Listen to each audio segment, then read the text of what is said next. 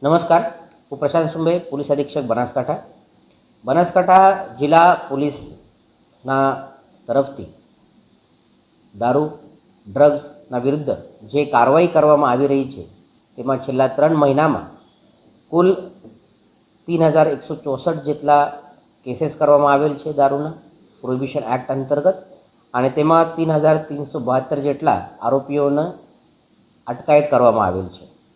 આ જે પ્રોહિબિશનના કેસીસ છે જેમાં લગભગ 20 કરોડ જેટલી દારૂનો મુદ્દામાલ જપ્ત કરવામાં આવેલ છે. ટૂંક સમયમાં તેઓનો નાશ પણ કરવામાં આવી રહ્યા છે.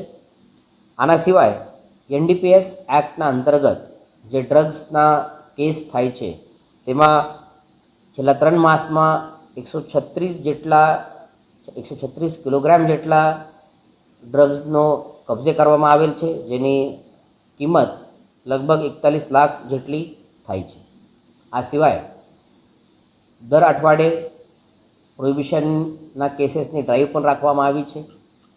2 દિવસ પહેલાં ગુરુવારના દિવસે સવારે 4 વાગ્યાથી જિલ્લાના તમામ પોલીસ સ્ટેશનમાંથી પીઆઈ કક્ષાના અધિકારીના ગાઈડન્સ હેઠળ, તેઓના નેતૃત્વ હેઠળ ટીમો બનાવીને જિલ્લાના 750 જેટલા લિસ્ટેડ બુટલેગરને સવાર 4 વાગ્યાથી ચેક કરવામાં આવ્યા હતું, અને તેઓની પ્રવૃત્તિ જે જગ્યા ઉપર ચાલુ હતી અથવા તે કરતા હતા તેમાં કેસ કરવામાં આવેલ છે, અને જેઓની પ્રવૃત્તિ નથી તેમાં નીલ રેડ પણ કરવામાં આવેલ છે.